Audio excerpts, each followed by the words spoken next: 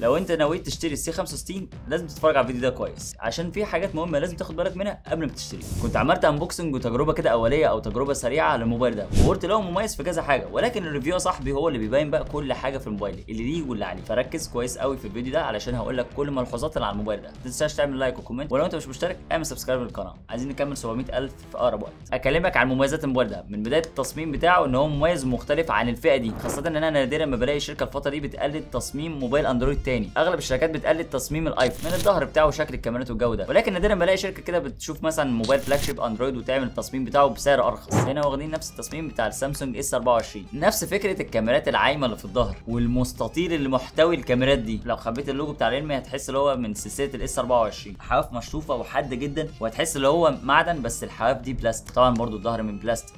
ماسكه الموبايل مريحه جدا في الايد عشان موبايل نحيف جدا 7.76 مللي. الموبايل خفيف ومسكته سهله جدا، وده برغم ان هو فيه شاشه كبيره 6.67 انش اتش دي بلس اي بي اس 90 هرتز، شاشه كويسه جدا. سطوعها حوالي 625 نتس. السطوع ده مش الاعلى، ولكن هو مش هيعمل لك مشكله لو انت مثلا بتستعمل الموبايل بره في الشارع مثلا او تحت اضاءه عاليه. هتشوف شاشه الموبايل كويس ومش هتقابلك فيها مشكله. وشاشه الموبايل هنا حلوه بصراحه، بتطلع الوان كويسه، والتردد بتاعها 90 هرتز. بتحس ان الموبايل كده ناعم وسلس وسريع معاك وبيستجيب بسرعه. فلغايه دلوقتي احنا في التمام. الموبايل بيجي بمعالج مش بطال هيليو جي 85، بيخليك تلعب معظم الالعاب على متوسط حوالي 40 فريم. لعبه مثلا زي ببجي هتلاقي نفسك بتلعب على سموز والترا فريم ريت. اللعبه شغاله كويس، مفيش اي مشاكل وانت بتلعب. استخدام الموبايل في الحياه اليوميه بقى سواء سوشيال ميديا، مكالمات، فيديوهات، الكلام ده الموضوع سهل جدا. النسخه اللي معايا مثلا 256 جيجا و8 جيجا رام، فال8 جيجا رام بتخليك تفتح اكتر من تطبيق في الباك جراوند وتقدر تتنقل ما بينهم في نفس الوقت من غير ما اي تطبيق يعمل ريلود. فبصراحه الموضوع كويس جدا وبيخلي الموبايل استخدامه سريع، ولغايه دلوقتي الدنيا حلوه. ما عنديش اي ملحوظات على الموبايل في الحته دي خالص. بالاضافه الموبايل بيجي ببطاريه 5000 ملي امبير وبيدعم شحن سريع 45 واط جاي مع الموبايل في العلبه، وده شيء عظيم جدا في الفئه دي. موضوع الفئه بتاع الموبايل دي هنختلف فيها شويه، وده هنتكلم فيه لما اكلمك عن السعر كمان شويه، عشان ده هنقعد نسرد فيه من هنا للصبح. السوفت وير اللي جاي على الموبايل ده واجهه ريلمي يو اي الاساسيه، او اللي هي مش المخففه، اللي هي ال1 يو اي 5.0، وده كان شيء عظيم جدا بالنسبه لي، ودي يمكن ميزه بالنسبه لي اكتر من السي 67 مثلا. اخوك كبير بيجي بواجهه ثانيه من ريلمي مخففه شويه، تحس ليه عامله زي اندرويد الخام، ويمكن انا ما حبيتهاش قوي. ولكن هنا واجهه ريلمي الكامله بكل الفانكشنز بتاعتها، بكل الحاجات بتاعتها، كمان مع اندرويد 14، وده شيء كويس جدا ان انت مواكب الحدث مواكب العصر واخد احدث نظام اندرويد. طب يا عم لغايه دلوقتي الدنيا تمام، فين بقى اللي مش تمام؟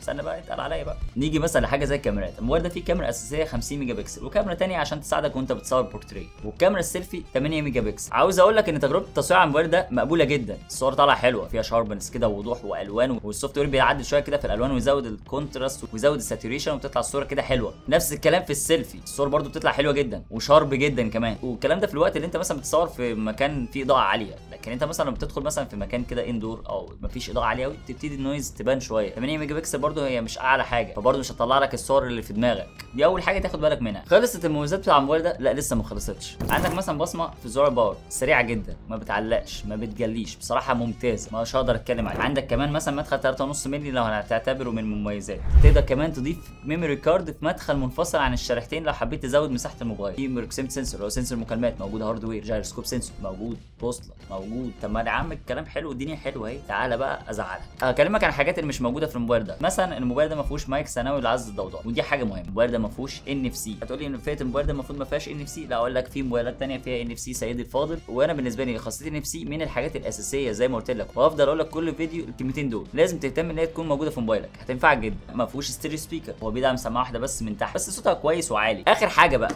سعر الموبايل ده.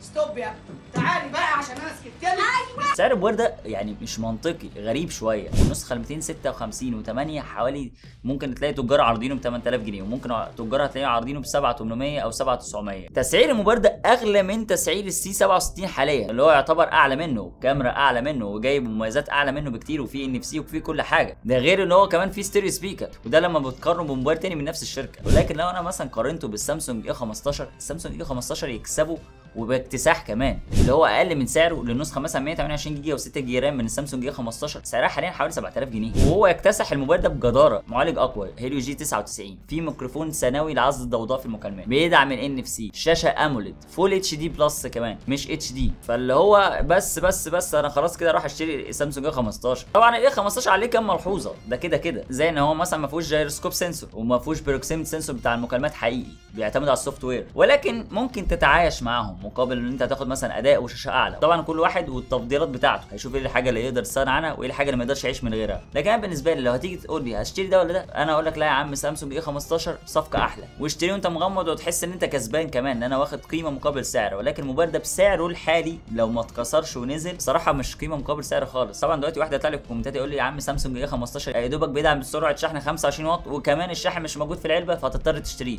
ده غير ان الموبايل اصلا مش معاه اي حاجه في العلبه. اقول لك صح. طبعا انا مش مع فكره ان الموبايل يبقى سلبوته لوحده كده في العلبه معهوش اي اكسسوارات، ودي حاجه بصراحه في الفئه الاقتصاديه مش بحبها خالص. ايوه انا عايز العلبه المقلبظه المليانه دي اللي هي فيها كل حاجه، ان انا اطلع موبايل استخدمه مبقاش شاغل دماغي انا هجيب له اكسسوارات ايه. وطبعا ده لما بقارن ما بين الموبايلين وبتفاضل ما بينهم. لكن طبعا لما اتكلمت عن الاي 15 كان عندي ملحوظات كتير عليه برضه، فانا عايزك تركز في الحوار المقارنه ده.